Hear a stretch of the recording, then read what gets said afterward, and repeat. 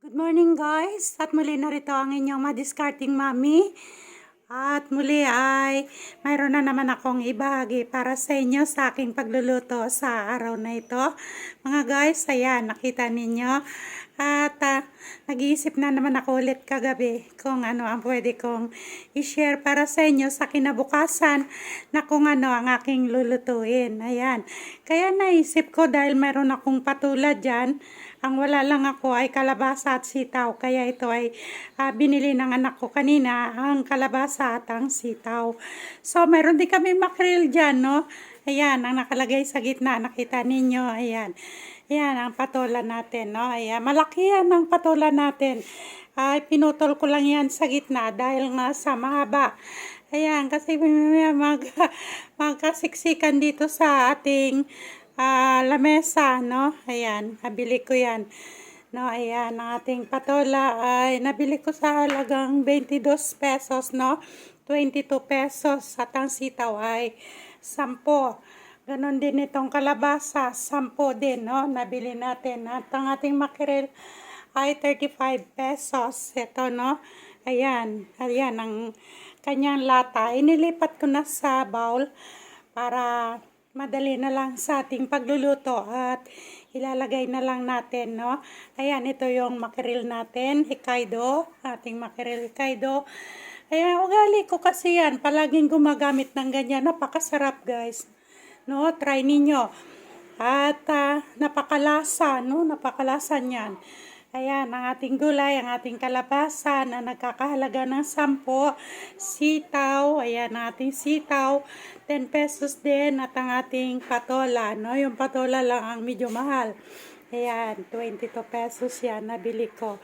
Meron tayo ditong redonyon, garlic, ayan, pinitpit na namin, no? Pinitpit na yung garlic at ang redonyon ay hiniwa-hiwa na para ready na lang ito sa ating pagluluto, sa ating pagigisa.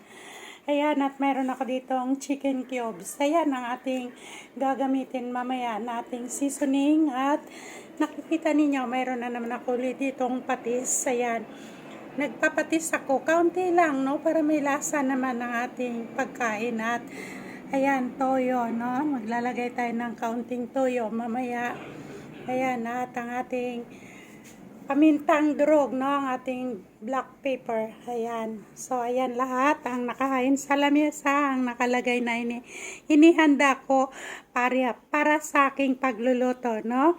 Na nais ko itong ibahagi sa inyo. At ito ay murang halaga lamang at madali pang hanapin, no? Ang mga sangkap. Ayan, patola, sitaw, kalabasa, makrel. Ayan lang ang tatlong gulay ang ating lulutuin.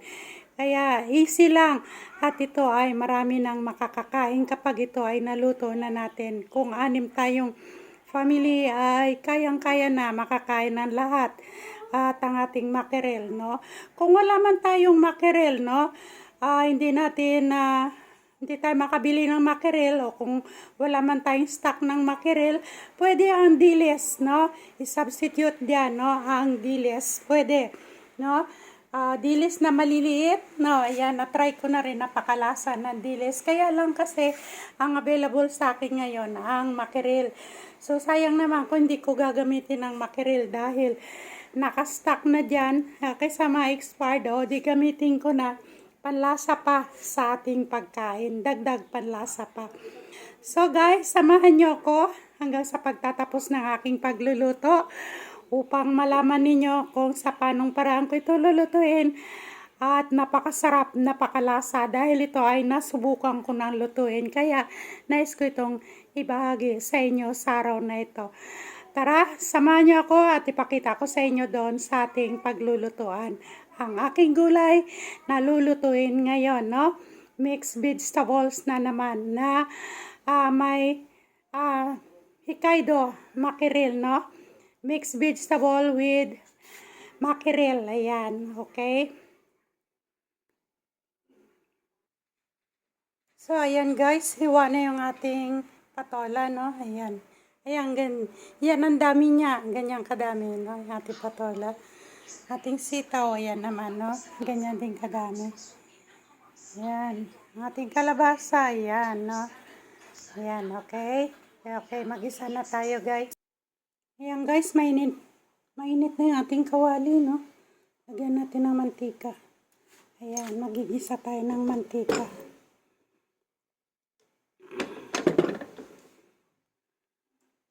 Lagay natin ngayon ang ating bawang.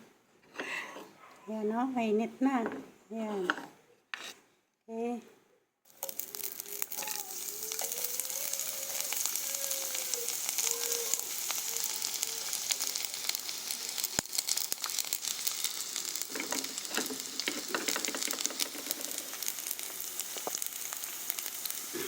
Nag-iisa lang kasi ako mahawak ng camera, kaya yan. Dito hingi, no? Pasensya na kayo guys, ayan. Ayan. Ayan. Okay. Ayan guys, nilagay ko na yung bawang, no? May mantika na yan. Para naka-ready na. Papula-pulain muna natin ating bawang. Sama yung balat. Mabango ang balat niyan.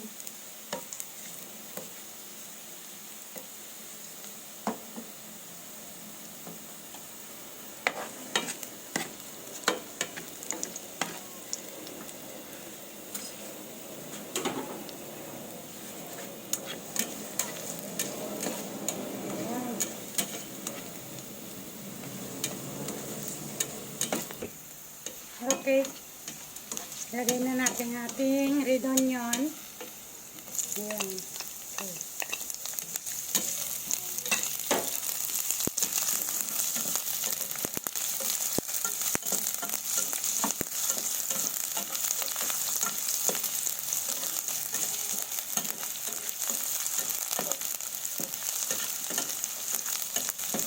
Ang bango.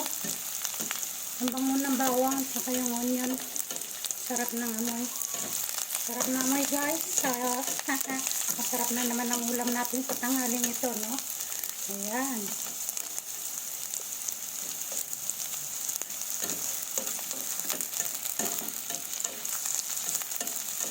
Okay, lagay natin ang ating ikaido ng ating makiril. Lagay na yung sabaw. Huwag niyo itapon ng sabaw. Tama nyo na yung sabaw. Ayan, okay. Yan, nilagay natin ang ating makiril. Sarap. Huwag lang durugin, natin nyo lang. Tapos gisa lang ng kaunti. Huwag na rin matagalan ng gisa. Luto na rin yan kasi ang makiril eh. Ayan. Ayan. Huwag nyo itapon ang sabaw ng makiril ha. Isama nyo sa inyong pagluluto. Ayan, no? Ayan ang nagpapalasa din dyan yung sabaw niya eh. Lagay na tayo ng ating paminta. No? Black powder. Black pepper natin. Ayan.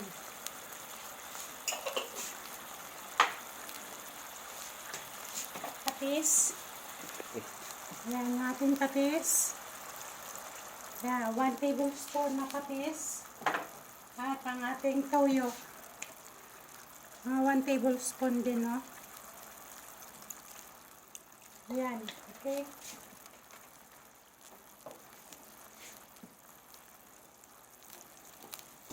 Ayan, asin natin ganyan lang, ha. Ayan. Pero pagdating sa lasa, kayo na bahala, ha. Pagdating sa taste nyo na. Kung gusto nyo ng medyo matabang, bawas kayo, no? Kung gusto nyo ng maalat-alat, dagdag kayo. Kung gusto nyo katamtaman lang, kaya huwag muna kayo maglagay ng asin, no? Dahil may patis at may toyo tayo nilagay. Kasi magsasabaw pa tayo dito ng kaunti. Ayan, pwede na natin ilagay ang ating kalabasa, no? Ayan.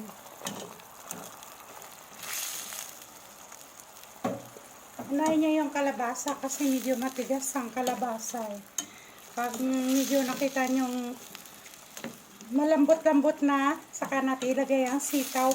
Ang sitaw naman kasi kahit na half cook lang, okay naman yan. Kaya masarap ang sitaw pag half cook ay malutong. Na, ayan. Balikan natin to ulit. Ayan, tatakpan natin. Balikan natin ulit. Mamayang konti. Okay guys, ayan, pwede na. O, ayan.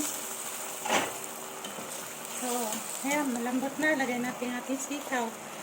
Yami-yami ang konti. Ano na rin natin yan.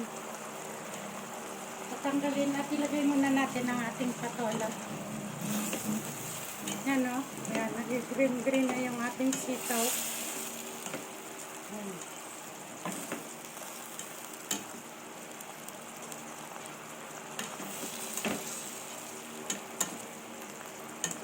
Ang bango.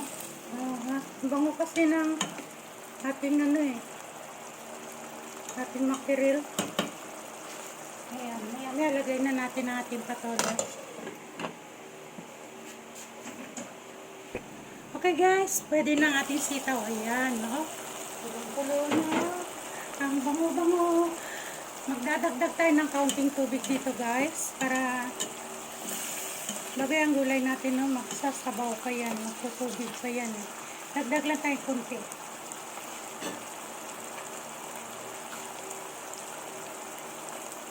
Mga kalating tasa lang. Kaya ilagay na natin ang ating patola. Dami ang patola, masarap kasi ang patola eh. Kaya sinadya kong malaki ang aking binili na patola.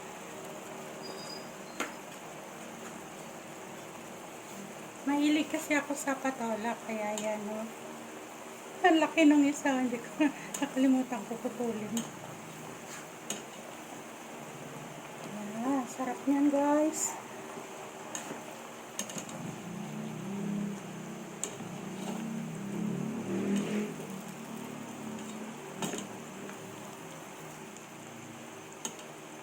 Yeah, simpleng pagluluto lang, no. At masustansya pa dahil vegetable siya eh. Ayan. Manamis-namis ang lasa ng gulay. Mahilig kasi ako sa gulay. Kaya yan. Pero kumakain din ako ng karne.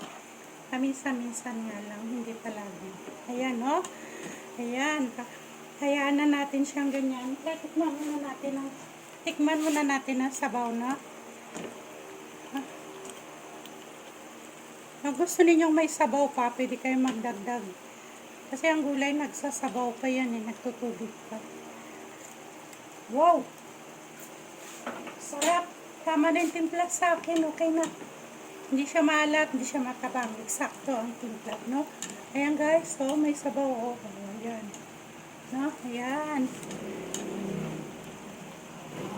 Ayan, sarap. Ayan guys, kaya gayahin nyo na ang aking pagluluto, no? Simpleng pagluluto lang pero masustansya at kaya pa sa budget natin, no? Ayan. Okay?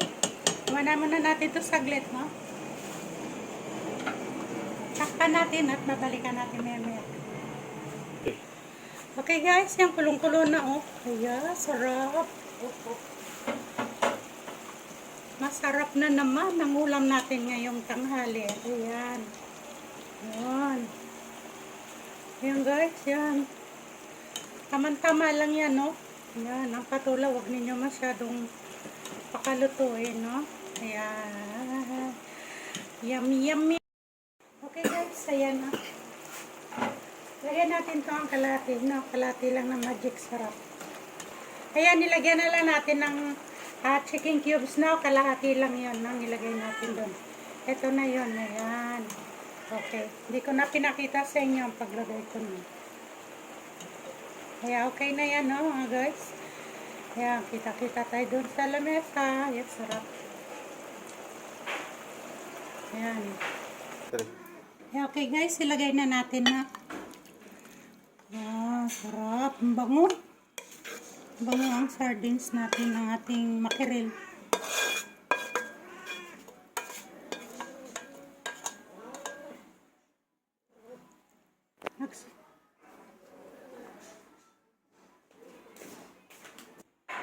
Ayan guys, ang ating niluto ngayong araw, no?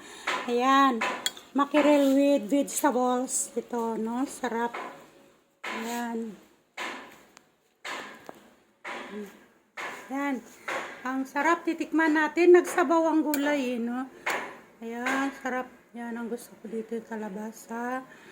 At ang patola, ayan, tikman natin guys.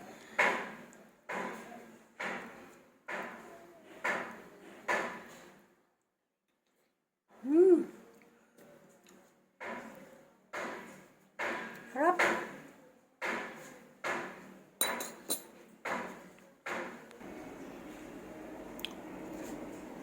Yan guys, sarap. Nako, talaga naman. So, gumaya na kayo, no? Magluto na rin kayo ng ganito. Sa aking pagluluto, no? Napakasarap, napakalasa, at talagang makakakain ng lahat. Kung halimbawa, kayong mag-asawa at may 4 kayong anak, ay lahat ay makakatikim sa gulay. Ayan, no? Ayan, may isda na, may gulay pa. Ayan, sa murang halaga lamang, no? Mga kawaiti, mga guys, ayan. Lahat makakakain na at may kaunting sabaw. Para yan ay maihamo sa kanin. Yung sabaw, no? Malagyan ng sabaw ang kanin. Ayan, hindi siya tuyon-tuyo. Ayan, no? Kasi yung patulan natin ay nagtutubig pa yan eh, no? Ayan. So, okay guys, maraming salamat at nandyan lang kayo, no, na sinamahan ako, no, hanggang sa aking pagtatapos ng aking pagluluto. So, maraming salamat sa inyo guys at nakita ninyo, no, kung paano kong lulutuin ang mackerel with vegetables. Ayan. Yeah, sa murang halaga lamang at kaya ng bulsa natin at ang buong family ay makakakain pa. Kung halimbawa, 6 or 7 tayo ay kasya na yan, no? Ayan, ang ating kakaining ulam, ang ating ulamin sa tanghaling ito. So, dito ay 4 kami. Sobra-sobra pa yan, no? Yung gulay na yan. Isa, umaabot pa sa amin hanggang gabi. So, guys, thank you so much sa alam kong nandyan lang kayo na patuloy na tumatangkilik ng aking mga videos. Maraming salamat sa inyong lahat. At muli, don't forget to subscribe, like, and click the button bells 2 times upang patuloy ko kayong ma-update sa mga videos na nais kong ibahagi para sa inyo. And don't forget to comment down below. Ayan, at si mami ninyo ay masipag magbasa at mabilis sumagot. Ayan, maraming salamat sa inyong lahat. And may the Lord God bless you all. Pagpalain kayo ng Panginoong may kapal sa inyong mga kabutihan kay Mami. Ayan. At sa patuloy na panonood ng mga videos ni Mami, wag lang escape, no, ang mga harang. Ayan. So, thank you so much para naman kay Mami yung harang. Ayan. Bye-bye na sa inyo at narito si Mami. Mahal ko kayong lahat at ang aking mga panalangin ay palaging nasa inyo. May the Lord God bless you all. Bye-bye. I love you all. Ayan, simple lang ang ating ulam, ang ating pagluluto, no? Pero napakasarap. Ayan, bye-bye. I love you all. Ayan, nandito si Mami. Ayan.